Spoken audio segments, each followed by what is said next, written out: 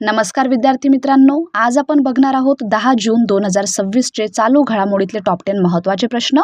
आणि आजचा आपला पहिला प्रश्न आहे, विजा कंपनीने भारतातील नवीन ब्रँड अँबॅसेडर म्हणून कोणाची नियुक्ती केली आहे? योग्य उत्तर आहे पर्याय क्रमांक सी, शाहरुख खान. विजाने शाहरुख खान यांची भारतातील नवीन ब्रँड अँबॅसेडर म्हणून नियुक्ती केली आहे. आधुनिक सधन भारतीय ग्राहकांसाठी अनुभव आधारित जीवनशैली आणि डिजिटल पेमेंट सोल्युशन्सवर प्रकाश टाकणाऱ्या कंपनीच्या इन्फिनिटली मोर मोहिमेचे नेतृत्व करण्यासाठी त्यांना करारबद्ध करण्यात आले आहे. ग्राहकांना विशेष जीवनशैली विषयक लाभ देण्यासाठी visa.co.in हे नवीन डिजिटल प्लॅटफॉर्म सुरू करण्यात आले. हा उपक्रम इंडिया ॲफ्लुएंट इकॉनॉमी 2025-2026 अहवालातील निष्कर्षावर आधारित आहे. प्रश्न दुसरा आहे, डेन्मार्कच्या पंतप्रधानपदी सलग तिसऱ्यांदा कोणाची नियुक्ती झाली आहे?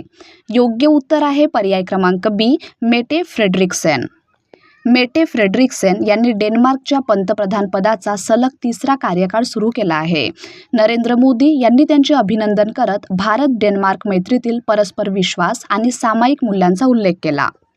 प्रश्न तिसरा आहे, princess of Asturias award for sports 2026 कोणाला प्रदान करण्यात आला आहे? प्रश्न क्रमांक 3चं योग्य उत्तर आहे पर्याय क्रमांक बी, लिओनेल मेस्सी.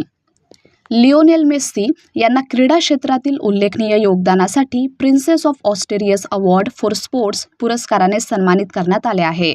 हा प्रतिष्ठित आंतरराष्ट्रीय पुरस्कार मिळवणारे ते पहिले वैयक्तिक फुटबॉलपटू ठरले आहेत. परीक्षक मंडळाने त्यांच्या 2022 फिफा विश्वचषकातील कामगिरी, नम्र स्वभाव आणि सांघिक खेळाप्रती असलेल्या बांधिलकीचा विशेष उल्लेख केला. यापूर्वी रेफेल नडाल, सेरेना विलियम्स आणि मायकल स्कुमॅकर यासारख्या दिग्गजांना हा पुरस्कार मिळाला आहे. प्रश्न चौथा, व्हेन ऑडिट मॅटर्स या पुस्तकाचे प्रकाशन कोणी केले? योग्य उत्तर आहे पर्याय क्रमांक सी, सी.पी. राधाकृष्णन. विनोद राय यांनी संपादित केलेले व्हेन ऑडिट मॅटर्स हे पुस्तक प्रकाशित करण्यात आले आहे. सी.पी. राधाकृष्णन यांनी उपराष्ट्रपती भवन येथे या पुस्तकाचे प्रकाशन केले. या पुस्तकामध्ये भारताच्या नियंत्रक आणि महालेखापरीक्षक संस्थेच्या महत्त्वपूर्ण हस्तक्षेपांद्वारे प्रशासनात झालेल्या बदलांवर प्रकाश टाकण्यात आला आहे. प्रश्न 5वा आहे, काऊ तेजस्विनी नावाची नवीन मिरचीची जात कोणत्या कृषी विद्यापीठाने विकसित केली आहे? योग्य उत्तर आहे पर्याय क्रमांक बी, केरळ कृषी विद्यापीठ. केरला ॲग्रिकल्चरल युनिव्हर्सिटीने 7 जून 2026 रोजी काऊ तेजस्विनी ही नवीन हिरवी मिरचीची जात विकसित केली आहे. ही जात कॉलेज ऑफ ॲग्रिकल्चर वेलायानी येथील विज्ञान विभागाने विकसित केली. काऊ तेजस्विनी ही झुडूप प्रकारातील मिरचीची जात असून वर्षभर लागवडीसाठी उपयुक्त मानली जाते. या जातीची उत्पादन क्षमता प्रति हेक्टर सुमारे 32.5 टन इतकी आहे. या जातीची फळे गडद हिरव्या रंगाची, चमकदार व सुमारे 11.29 सेंटीमीटर लांबीची असतात. ही जात बॅक्टेरियल विल्ट आणि विषाणूजन्य रोगांना सहनशील म्हणजेच रेझिस्टंट आहे. केरळबद्दल जाणून घ्या. स्थापना करण्यात आली होती 1 नोव्हेंबर 1956 रोजी. राजधानी आहे तिरुवनंतपुरम. अधिकृत भाषा आहे मल्याळम. मुख्यमंत्री आहेत पिनराई विजयन आणि राज्यपाल आहेत राजेंद्र विश्वनाथ आर्लेकर. राष्ट्रीय उद्याने पेरियार, सायलेंट व्हॅली आणि एरविकुलम राष्ट्रीय उद्यान. धार्मिक स्थळे आहेत श्री पद्मनाभस्वामी मंदिर, गुरुवायूर मंदिर, मलायट्टूर चर्च आणि चेरामन जुमा मस्जिद. प्रश्न 6वा, दक्षिण कोरियाच्या पुढील पंतप्रधान पदासाठी कोणाचे नामांकन करण्यात आले आहे? योग्य उत्तर आहे पर्याय क्रमांक सी, हान सिऑंग सूक. हान सिऑंग सूक यांची 7 जून 2026 रोजी दक्षिण कोरियाच्या पुढील पंतप्रधान पदासाठी नामांकन करण्यात आले. त्या सध्या लघु, मध्यम उद्योग आणि स्टार्टअप मंत्री म्हणून कार्यरत आहेत. त्यांच्या नियुक्तीसाठी 300 सदस्यीय राष्ट्रीय सभेची मंजुरी आवश्यक आहे. यापूर्वी त्या नॅवेर या दक्षिण कोरियन इंटरनेट कंपनीच्या मुख्य कार्यकारी अधिकारी CEO म्हणूनही कार्यरत होत्या. मंजुरी मिळाल्यास त्या 2 दशकांनंतर दक्षिण कोरियाच्या दुसऱ्या महिला पंतप्रधान ठरतील. प्रश्न 7वा आहे, 8वी भारत इंडोनेशिया संयुक्त आयोग बैठक कुठे आयोजित करण्यात आली? योग्य उत्तर आहे पर्याय क्रमांक सी, नवी दिल्ली.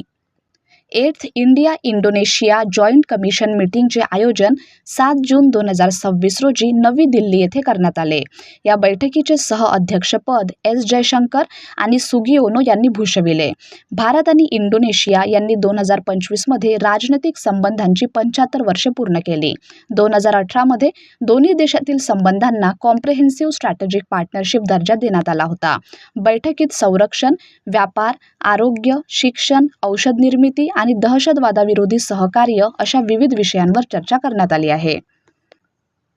प्रश्न 8वा आहे, भारताच्या 7व्या प्रादेशिक हवामान केंद्राचे उद्घाटन कुठे करण्यात आले? योग्य उत्तर आहे पर्याय क्रमांक सी, जम्मू. जितेंद्र सिंग यांनी 5 जून 2026 रोजी जम्मू येथे भारताच्या 7व्या प्रादेशिक हवामान केंद्राचे उद्घाटन केले. हे केंद्र जम्मू काश्मीर, लडाख आणि हिमाचल प्रदेशासाठी हवामान अंदाज व आपत्तीपूर्व सूचना सेवा प्रदान करणार आहे. केंद्राद्वारे जिल्हास्तरीय हवामान अंदाज, अचानक पूर इशारे, हिमस्खलन चेतावणी आणि हवामानविषयक सेवा दिल्या जाणार आहेत.